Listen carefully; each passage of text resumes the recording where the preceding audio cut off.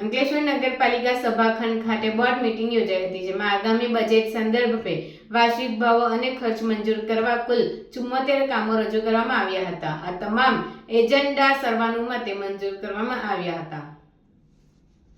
અંકલેશ્વર નગરપાલિકાના સભાખંડ ખાતે નગરપાલિકાના પ્રમુખ લલિતાબેન રાજપુરોહિતની અધ્યક્ષતામાં બોર્ડ મીટિંગ યોજાઈ હતી, જેમાં પાલિકાના મુખ્ય અધિકારી તરીકે કેશવ કોલડિયા, કારોબારી ચેરમેન નિલેશ પટેલ સહિત સત્તાપક્ષના અને વિરોધ પક્ષના સભ્યો હાજર રહ્યા હતા.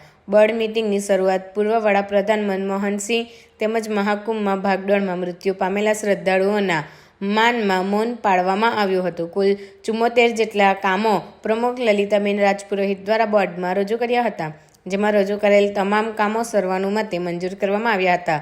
તેમજ નગરપાલિકામાં ફિક્સ પગારમાં ફરજ બજાવતા કામદારોના પગારમાં વધારો અને 5 વર્ષના કરાર ઉપર ફરજ બજાવતા 36 સફાઈ કામદારોને કાયમી કરવા માટેના પ્રસ્તાવ અંગે ચર્ચા કરવામાં આવી હતી, જેમાં વિપક્ષના વિરોધ સુધારા વચ્ચે 15 જેટલા કામ બહુમતી જ્યારે અન્ય કામો સર્વાનુમતે મંજૂર કરવામાં આવ્યા હતા.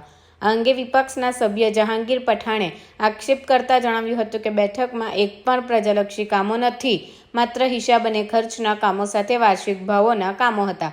જે કામ બજેટ બોર્ડમાં લેવાના હતા એ કામ બજેટ પહેલાની બોર્ડમાં લેવામાં આવ્યા છે. તો આ તરફ નગરપાલિકાના પ્રમુખ લલિતાબેન રાજપુરોહિતે જણાવ્યું હતું કે સામાન્ય સભામાં કુલ 74 કામો બહુમતી અને સર્વાનુમતે મંજૂર કરવામાં આવ્યા છે. અગત્યની 2 જાહેરાત રૂપે સેફ્રોનથી નીલકંઠ વિલા સુધીના માર્ગનું નામાભીકરણ કરી મોઢેશ્વરી માર્ગ જાહેર કરવામાં આવ્યો છે. તો ચૌટા નાકા પર હવે રાજપૂત સમાજ દ્વારા સ્ટેચ્યુ મૂકવાની જાહેરાત કરવામાં આવી છે. આજ રોજ નગરપાલિકા સભાખંડમાં બોર્ડ મિટિંગ યોજાઈ હતી. આમાં એજન્ડા પર 74 જેટલા કામ લેવામાં આવ્યા. તમામ કામો વધુ મતે તેમજ સર્વાનુમતે મંજૂર કરવામાં આવ્યા. આમાં 36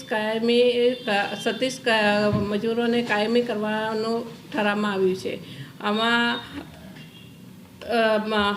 સેફ્રોનથી નીલકંઠ વિલા સુધી રોડનું મોદી સમાજના કુલદેવી મોઢેશ્વરી માતા રાખવાનું મંજૂર કરવામાં આવ્યું છે. તેમજ રાજપૂત સમાજ તરફથી આવેલા પત્રની નોંધ લઈને વીર શિરોમણી હૃદય સમ્રાટ શ્રી મહારાણા પ્રતાપનું સોટા નાકા પર સ્ટેચ્યુ મૂકવાનું મંજૂર કરવામાં આવ્યું છે.